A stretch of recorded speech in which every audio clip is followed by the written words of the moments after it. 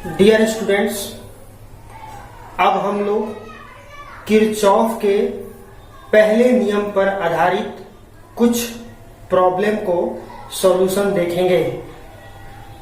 मैं उम्मीद करता हूं कि अब तक आपने किरचॉफ के पहले नियम और द्वितीय नियम को ठीक से समझ लिया होगा और याद कर लिया होगा।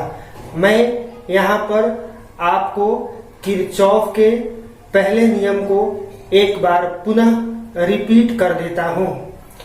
किसी बिंदु पर मिलने वाली धाराओं का बीजगणितीय जोगफल शून्य होता है। इसी बात का हम ख्याल रखेंगे। इस इलेक्ट्रिक सर्किट में, इस आकृति में करंट I का मान ज्ञात करना है। ऐसे सवाल का सॉल्यूशन के लिए आपको सिर्फ दो बातों को याद रखना जरूरी है। अगर जंक्शन पर कोई विद्युत धारा मिलती है तो उसका मान पॉजिटिव, और अगर कोई विद्युत धारा जंक्शन से बाहर की ओर निकलती है तो उसका मान निगेटिव होता है। इसी बात का हमें ध्यान रखना है। अब सवाल ये है कि हम कैसे जानेंगे कि कोई करंट जो है बिंदु पर मिल रही है या बिंदु से बाहर जा रही है।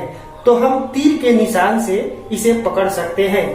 जैसे यहाँ पर हम देख रहे हैं कि 1 एम्पियर की धारा O बिंदु पर जा रही है, इसलिए इसका मान जो है पॉजिटिव होगा, +1 एम्पियर। इसके बाद हम देख रहे हैं कि 3 एम्पियर का करंट जो है O बिंदु पर जा रहा है, इसलिए इसका वैल्यू भी प्लस में होगा, +3 एम्पियर। यहाँ हम देख रहे हैं कि 5 एम्पियर का करंट भी जंक्शन O पर जा रहा है, तो इसका भी वैल्यू प्लस में होगा। यहाँ हम देख रहे हैं कि 10 एम्पियर का करंट जो है O बिंदु पर मिल रहा है, इसलिए इसका वैल्यू भी प्लस में होगा। लेकिन यहाँ हम देख रहे हैं कि ये I जो करंट है इस जंक्शन से बाहर की ओर जा रहा है, तो इसका वैल्यू जो है माइनस में होगा। और किरचॉफ के पहले नियम के अनुसार ये धाराओं का बीजगणितीय जोगफल शून्य के बराबर होता है। तो हमने यहाँ लिख दिया = 0। अब हम इसको कैलकुलेट करेंगे। 19 एम्पियर माइनस I = 0, इसलिए I = 19 एम्पियर। क्वेश्चन नंबर 2 यहाँ बोर्ड पर आपके सामने है। यहाँ भी हमें अननोन करंट I का वैल्यू ज्ञात करना है। यहाँ हम आकृति में देख रहे हैं I यहाँ पर है। हमें किरचॉफ के पहले नियम को अप्लाई करना है। जैसा कि मैंने कहा कि सिर्फ दो बातों का ध्यान देना है। अगर इलेक्ट्रिक करंट किसी बिंदु पर मिल रही है तो उसका मान प्लस में, और अगर कोई करंट किसी बिंदु से बाहर की ओर जा रही है तो उसका मान माइनस में होगा। चलिए इस सवाल का हम ओरल सॉल्यूशन देते हैं। शुरुआत करते हैं 2 एम्पियर से। हम देख रहे हैं कि 2 एम्पियर की करंट जो है यहाँ जंक्शन पर जा रही है, फिर 5 एम्पियर की करंट भी इस जंक्शन पर आ रही है, यानी दोनों करंट मिल रही है। तो दोनों का वैल्यू 5 + 2 7 एम्पियर।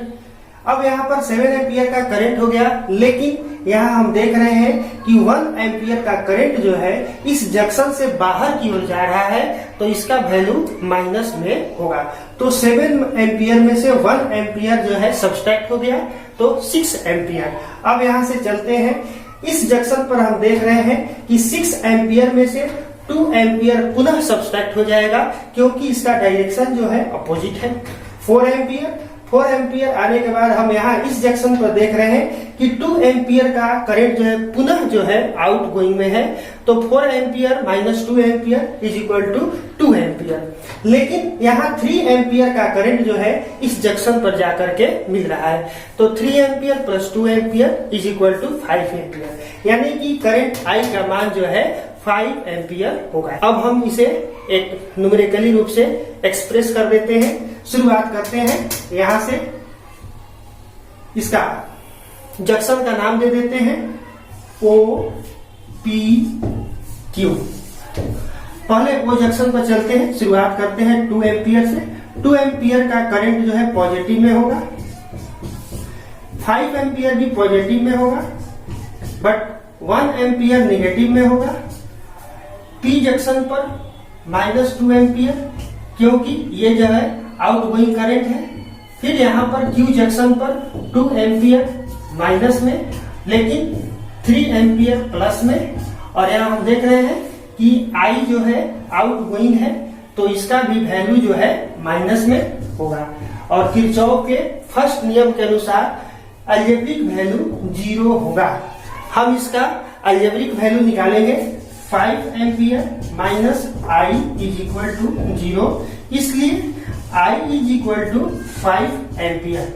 तो हमने ये ज्ञात कर लिया कि इस सर्किट में आई का वैल्यू 5 एम्पियर होगा। क्वेश्चन नंबर 3 में भी हमें किरचॉफ के फर्स्ट लॉ का उपयोग करके 3 करंट I1, I2 और I3 का वैल्यू ज्ञात करना है। सबसे पहले हम ओरल रूप से चलते हैं। शुरुआत करते हैं हम यहाँ से। 10 एम्पियर जंक्शन की ओर जा रहा है और 8 एम्पियर करंट भी जंक्शन की ओर जा रहा है। तो 10 plus 8 is equal to 18 ampere, but 4 ampere का करंट जो है इस जंक्शन से आउटगोइंग है, बाहर की ओर जा रहा है। तो 18 minus 4 is equal to 14 ampere, यानी I1 का वैल्यू जो है 14 एम्पियर होगा। अब यहाँ से 14 एम्पियर का करंट जो है फ्लो होने लगा इस जंक्शन पर, बट 14 एम्पियर में से 6 एम्पियर जो है आउटगोइंग हो रहा है। तो 14 minus 6 is equal to 8 ampere. And यहाँ से हम देख रहे हैं कि 4 एम्पियर का करंट जो है जंक्शन की ओर जाकर मिल रहा है। तो 8 ampere plus 4 ampere is equal to 12 ampere. अब यानी कि I2 का वैल्यू 12 एम्पियर होगा। अब यहाँ से 12 एम्पियर का करंट फ्लो होने लगा। इस जंक्शन पर 12 एम्पियर का करंट ऑलरेडी है, बट 4 एम्पियर इसमें से सब्सट्रैक्ट हो जाएगा। तो 12 minus 4 is equal to 8 ampere. And यहाँ से हम देख रहे हैं कि 8 एम्पियर जंक्शन की ओर जा रहा है, ये पॉजिटिव वैल्यू होगा। तो 8 plus 8 is equal to 16 ampere, यानी कि I3 का वैल्यू जो है 16 एम्पियर होगा। अब इसे हम रिटर्न रूप में लिखते हैं। पहले हम I1 के लिए चलते हैं। 10 plus 8 minus 4 minus I1 is equal to 0। 10 plus 8 18 minus 4 14, इसलिए I1 is equal to 14 ampere. अब I2 के लिए 14 plus 4 minus 6 minus I2 is equal to 0। 12 minus I2 is equal to 0, इसलिए I2 is equal to 12 ampere, यानी I2 का value 12 ampere. अब I3 के लिए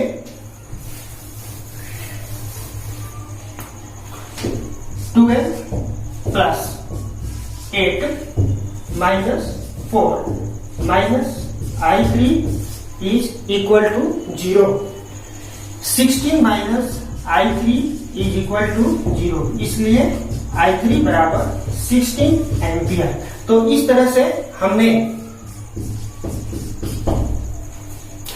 तरह से हमने तीनों वैल्यू ज्ञात कर लिया। I1 14 ampere, I2 12 ampere and I3 16 ampere.